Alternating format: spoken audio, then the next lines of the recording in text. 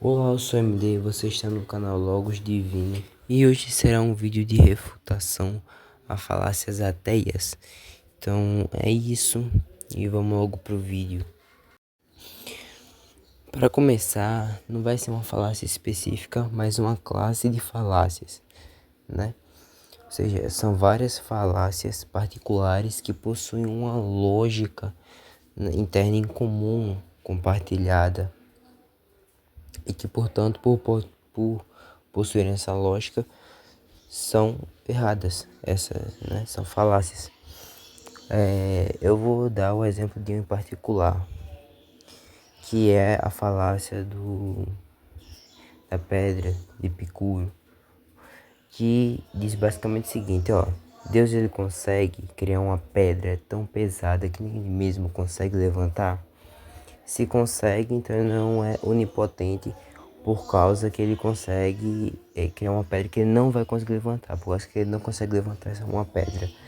E se ele não consegue criar essa pedra, então ele também não é onipotente. Essa falácia, ela é errada, é uma falácia pelo seguinte motivo: uma pedra, ela, por sua própria forma, por sua própria natureza, ela não pode anular o poder de Deus, né? Ela, a criação por sua própria natureza já é infinitamente mais fraca que Deus. Então, Deus não pode criar algo, né, que vai anular o seu poder, como uma pedra que não pode ser levantada por Deus, não por uma limitação dele, mas porque qualquer coisa que ele crie, há uma limitação nessa coisa, né, que ele não vai poder ser, não vai poder anular o poder de Deus. É uma limitação da própria coisa. Então, tipo, Deus não pode criar uma pedra que não pode ser levantada por ele, porque qualquer pedra que Deus crie, ela tem uma limitação própria que é infinitamente mais fraca e não pode anular o poder de Deus. E se formos considerar, né, isso daí por si só, né, uma coisa criada, que poder anular o poder de Deus, né, a criação, o efeito poder ser maior que a causa, de certa maneira, ou então do mesmo nível que a causa, já é contraditório à razão, até pelas próprias noções de causa e efeito. Porém, mesmo se adotássemos uma postura mais suprarracional, né, mesmo assim, Deus, nesse caso aí também, ele seria suprarracional. E, portanto, não, um simples dilema lógico não seria impedimento para Deus. Portanto, de nenhum modo a falácia ela prova uma não onipotência por parte de Deus. A segunda classe de falácias são falácias relacionadas à criatologia, né? A ciência dos primeiros dias. Como assim? Eu vou dar um exemplo de uma falácia. Antes da criação, não existia tempo. E se não existia tempo, quando Deus criou, né? Quando Deus criou o tempo, quando Deus criou, enfim. Isso daí há variações, né? Como, por exemplo, o do espaço, né? Se não existe espaço onde Deus criou, etc. Qual o problema dessas falácias? Essas falácias, elas já impõem uma limitação no que é onipotente, logo nas premissas, quando essas próprios, entre aspas, argumentos, eles pretendem já demonstrar que Deus não é onipotente. Eles pretendem demonstrar que Deus não é onipotente, por causa que ele não conseguiria criar sem certas coisas, né? Sem, por exemplo, espaço e tempo. E, e também demonstrar que Deus não é atemporal nem espacial, o que de certo modo também está atrelado ao fato de Deus ser onipotente. Porém, ele já assume uma não onipotência de Deus. Que, portanto, se Deus não é onipotente, já assim, já nega, de certo modo, o ser de Deus e até a existência de Deus. Então, há uma certa petição de princípio aí. Além disso, não existir tempo antes da criação não significa que quando, por exemplo, quando Deus criou, o tempo também já estava ali. Justamente o tempo enquanto uma sucessão de eventos, uma sucessão de acontecimentos a partir assim do primeiro acontecimento, então o tempo aí já passa a correr. Então mesmo que não existia tempo antes da criação, onde antes da criação só existiria, no caso, Deus realmente, é só o eterno, a eternidade. Porém, já no momento da criação, ali já havia tempo. Então é realmente o que sobra é como se Deus precisasse, né, de uma coisa chamada tempo ou espaço para poder criar.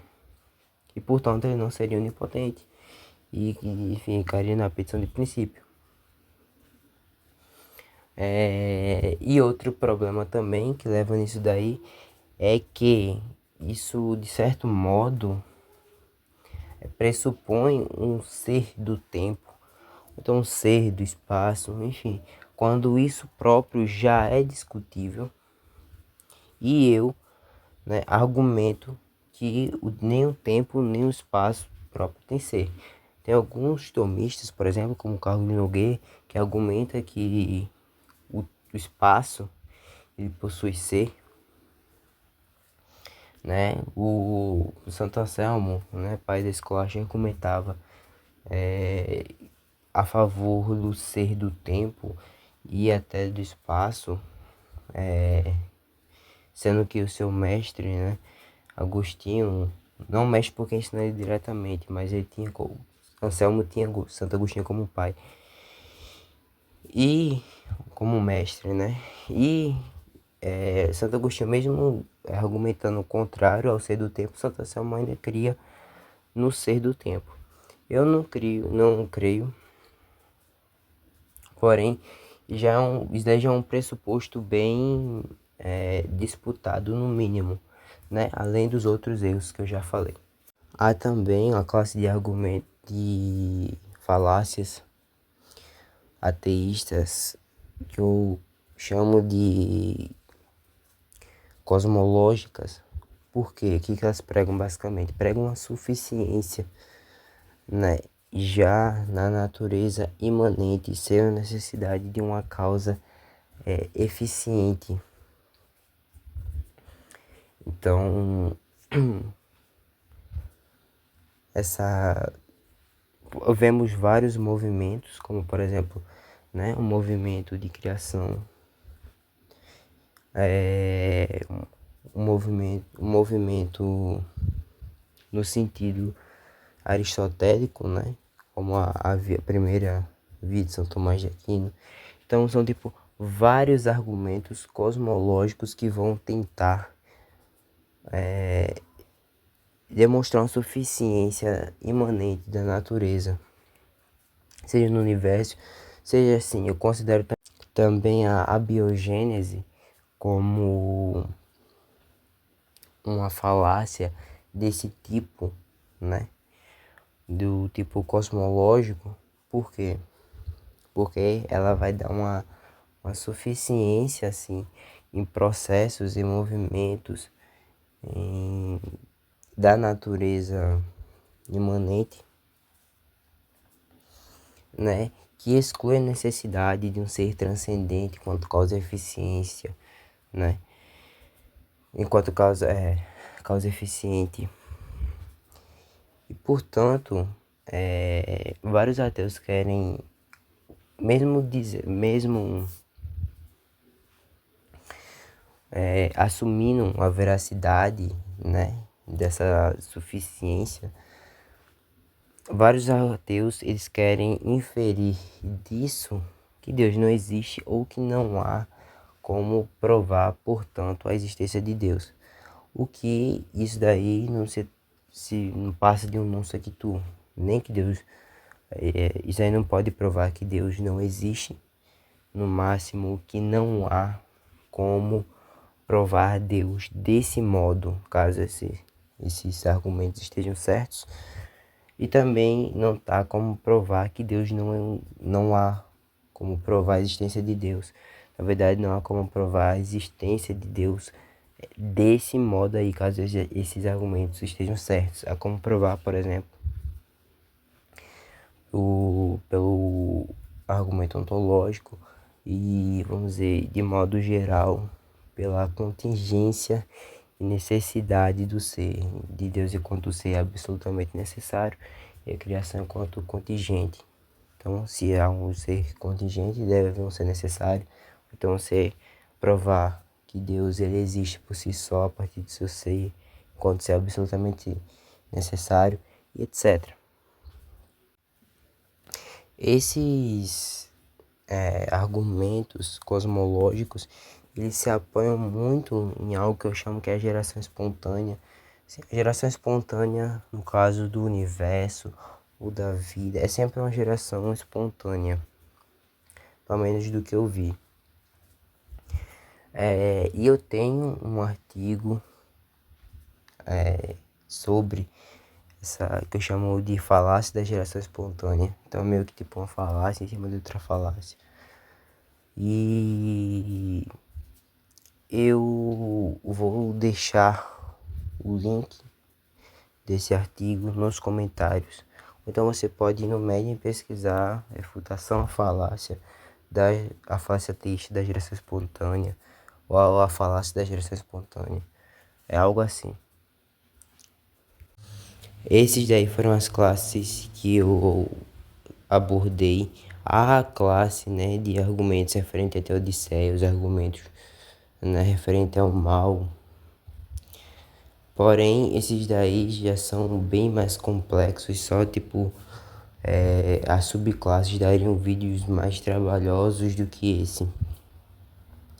Então, provavelmente eu vou fazer vídeos referente ao problema do mal. Porém, esse vídeo aqui de problemas, né, de falácias ateias, falácias ateístas, já está bom. Então, é isso. Espero que tenham gostado do vídeo.